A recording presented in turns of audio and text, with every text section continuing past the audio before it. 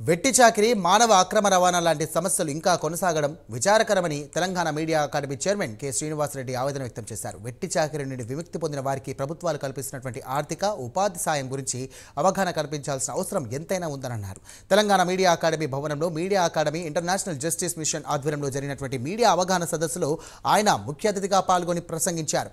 వెట్టి చాకిరీ, వలస కార్మికులు, మానవ అక్రమ రవాణా బాధితులపై మీడియాలో కథనాలు రావాలని, ఆ రకంగా వారికి సాయం అందాలని, వారి బతుకులు బాగుపడాలని శ్రీనివాసరెడ్డి కోరారు.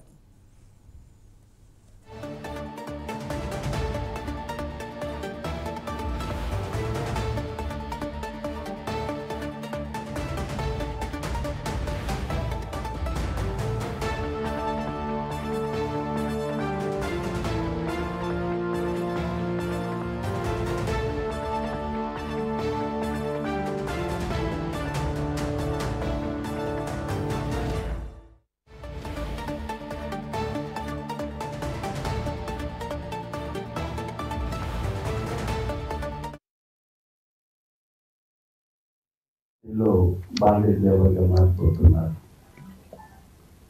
వీటన్నింటినీ గమనించే ఇటీవల తెలంగాణ మీద తాకిడి పెరిగింది. పక్కన ఉన్నటువంటి జార్ఖండ్ నుంచి, అలాగే ఛత్తీస్గఢ్ నుంచి, ఒరిస్సా నుంచి, యూపీ నుంచి కూడా వస్తున్నారు. యూపీ, మధ్యప్రదేశ్ నుంచి కూడా ఈ రాష్ట్రానికి వస్తున్నారు.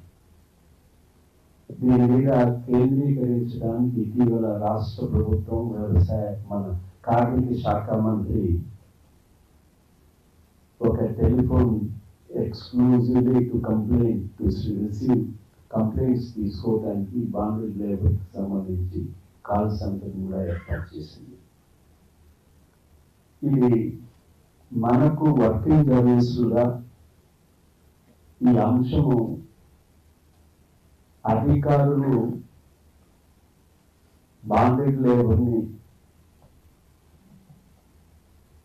రిలీజ్ చేశాము అనే ప్రకటనలు మినహా, రిలీజ్ చేశామంటే వెంటనే వార్త ఎంతమంది బాండేజ్ లేబర్ని రిలీజ్ చేశామని చెప్పారు అని చెప్పి వార్త రాస్తున్నాం. దీని బ్యాక్గ్రౌండ్కి వెళ్ళాలి. ఆ ఫ్యామిలీ సెటిల్ అయిందా లేదా, ప్రభుత్వం నుంచి చాలా సదుపాయాలు కల్పించారు, అవి లభిస్తున్నాయా లేదా, సక్సెస్ స్టోరీస్ కావాలన్నప్పుడు ఖచ్చితంగా ఇలాంటివి దోహదపడతాయి. ఒక బాండేజ్